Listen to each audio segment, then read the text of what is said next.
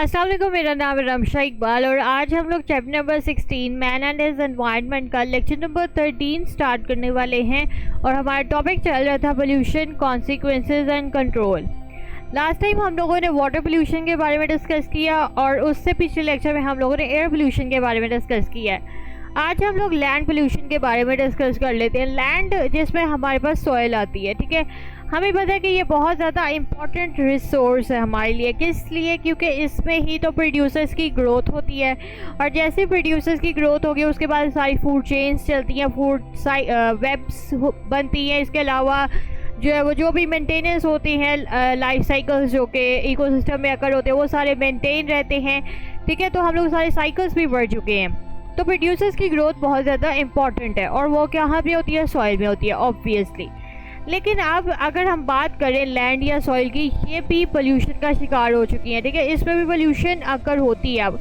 और ये क्यों होती है? ये भी ज़्यादातर जो है वो ह्यूमन एक्टिविटीज़ की वजह से होती हैं, ठीक है। इसमें हमारे पास क्या आता है? जो भी हम लोग पेस्टिसाइड्स यूज़ करते हैं एग्रीकल्चर के पर्पज़ के लिए, अब उसके अंदर क्या होता है कि केमिकल्स प्रेजेंट होते हैं, जिसकी वजह से क्या होता है कि जैसे ही हम लोग ये पेस्टिसाइड्स यूज़ करते हैं तो वो सॉइल के अंदर वो केमिकल्स चले जाते हैं और वो ज़्यादा देर तक रहते हैं, ठीक है। इसके अलावा हमारे पास अगर एसिड रेन्स होती है जो कि एयर पोल्यूशन की वजह से होती है, तो उससे भी क्या होता है कि सॉइल की पीएच चेंज हो जाती है, जिसकी वजह से वहाँ पे कल्टीवेशन अनस्टेबल हो जाती है। इसके अलावा कौन से सोर्सेज आते हैं कि कुछ अगर मटेरियल्स आ जाते हैं लाइक पॉलीथीन है, ये क्या कर देता है कि सॉइल में जो भी वाटर का पैसेज जा रहा होता है, पॉलीथीन वगैरह ये जो मटेरियल्स होते हैं ये क्या कर देते हैं? उस वाटर पैसेज को रोक देते हैं, जिसकी वजह से क्या होता है कि सॉइल के अंदर जो वाटर होल्डिंग कैपेसिटी होती है वो कम हो जाती है, ठीक है। इसके अलावा ये आता है कि जो भी इम्प्रॉपर डिस्पोजल होता है न्यूक्लियर वेस्ट्स का, यानी कि न्यूक्लियर वेस्ट वहीं से जहाँ पे न्यूक्लियर वेपन्स वगैरह जहाँ पे बनते हैं या जो भी न्यूक्लियर इंडस्ट्रीज़ आती हैं वहाँ से जो भी इम्प्रॉपर जो डिस्पोजल हो जाते हैं न्यूक्लियर वेस्ट का भी, अब उन न्यूक्लियर वेस्ट के अंदर क्या होते हैं? रेडियो एक्टिव सब्सटेंसेस होते हैं। वो क्या करते हैं? वो सॉइल के अंदर ज़्यादा देर के लिए रहना शुरू हो जाते हैं और वो भी ख़राब कर देते हैं सॉइल को और पोल्यूशन कॉज करते हैं।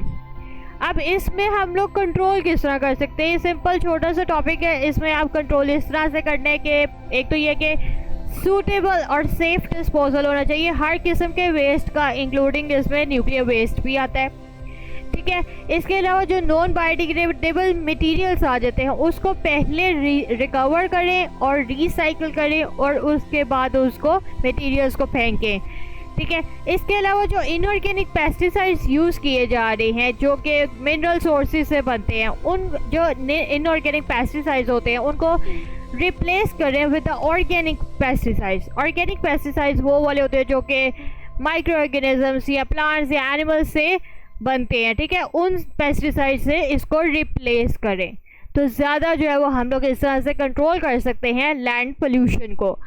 अब मैं आपको बुक से पढ़ा देती हूँ। यहाँ से आज हम लोगों ने स्टार्ट किया। सिंपल आपने इसमें बताना है कि लैंड पोल्यूशन किस तरह से होती है, इसके कौन से सोर्सेज हैं और इसके अलावा इसको हम कंट्रोल किस तरह से कर सकते हैं। बहुत इंपॉर्टेंट है, छोटा सा टॉपिक है। इसमें आपने सिर्फ जो शॉर्ट के लिए प्रिपेयर करना है और एमसीक्यूज़ के लिए, ठीक है। तो अगर आपको वीडियो पसंद आई है तो लाइक करें, शेयर करें, सब्सक्राइब करें। लिंक आपको नोट्स का डिस्क्रिप्शन में मिल जाएगा। साथ में एक और लिंक दिया हुआ जो कि फुल बुक है। अगर आपने वहाँ से स्टडी करना है तो आप वहाँ से भी कर सकते हैं। अगर किसी चीज़ की समझ नहीं आई तो कमेंट्स में पूछें। तो आज के लिए इतना ही। अल्लाह हाफिज़।